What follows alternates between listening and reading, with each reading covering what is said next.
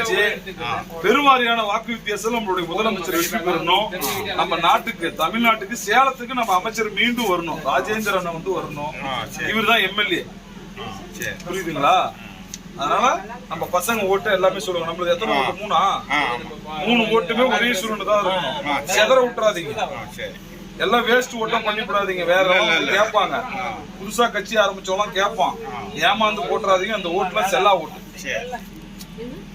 தமிழ்நாடு 1000 ரூபா நீங்க வாங்குறீங்கல்ல, அடுத்தது 2000 உங்களுக்கு. இன்னும் பல்வேறு திட்டங்கள் இருக்குது. முதலமைச்சர் நமக்கு அறிக்கை கொடுத்திருக்கிறாரு. அதனால மீண்டும் வந்து நம்ம முதலமைச்சர் தான் வரணுங்க. நம்ம வீட்டுல எத்தனை ஓட்டுக்கா இருக்குது? அந்த ஓட்டு பூரா 3 நம்மளுக்கு தான். அத நக்கா போடுறோம். சரிக்கா, வந்துங்களா? காமிக்கா, நான் போட்டுறேன்னு இப்படி காமிக்கா, இப்படி காமிக்கா, காமிக்கா. சரி, நீங்க சொன்னாதானே தெரியும். சரி, என்ன ஆரம்பத்துல இருந்து பாத்துக்கிட்டு சரிங்க.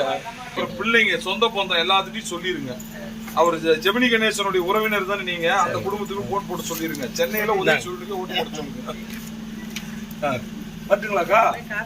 பரவாயில்லைங்க, ரொம்ப சந்தோஷம். அந்த அக்கா இருக்குது பாரு, அங்க பாரு.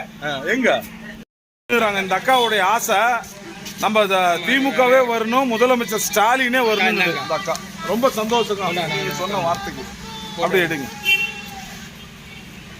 எங்களுக்கு திட்டம் கூட வேண்டாம், அவரு தான் முதலமைச்சரா வரணும் இந்த அக்கா சொல்லுது. அப்படிதானக்கா? சந்தோஷம். எல்லா திட்டங்களும் வெளியில அடிக்க மாட்டோம், வெளியில அனுப்ப மாட்டோம். மறந்துடாதீங்க. அப்பதான் வெளியில் நிறைய பேருக்கு நம்ம போட முடியும். பண்ணிக்கலாம். வேலை செய்யறதுக்கு நம்ம ஆளுங்க நம்ம இருக்கிறோம், பழகி இருக்கிறோம். அதனால நம்ம இது வாக்களிச்சு நம்ம வெற்றி பெற்றதான் மீண்டும் வரக்கூடிய சாதனைகளை நம்மளுக்கு. நம்முடைய வெற்றி வேட்பாளர் அண்ணன் லோகநாதன் இவர் தான். மறந்துடாத உதயசூரி சின்னத்துக்கே வாக்களிச்சு நம்ம பெருவாரியான வெற்றி வாக்கு நம்ம ஜெயிக்கணும். அதனால உதயசூரனுக்கு தான் போடணும். அப்பதான் நைட்டு எத்தனை மணினாலும் தண்ணி, நீங்க சொன்ன உடனே தண்ணி வருது இல்ல, அதெல்லாம் யாரும் செய்ய மாட்டாங்க. நம்ம ஆட்சியில் தான் செய்வாங்க. வந்து நம்ம முதலமைச்சரே வந்து நம்ம முதலமைச்சர் பதவியில் உட்காரணும். அப்பதான் பல்வேறு திட்டங்கள் வரும். மறக்காம உதயசூரி சின்னத்துக்கு வாக்களிச்சு அண்ணன் வந்து லோகநாதன் அவர்கள் தான் ஒரு எளிமையான ஆளு. வேட்பாளர் லோகநாதன். சின்னத்துக்கே வாக்களிச்சு மகத்தான வெற்றி பெறணும். அப்பதான் மகளிருக்கான பல்வேறு திட்டங்கள் இருக்கு. 2000 ரூபாய்க்கு அடுத்தது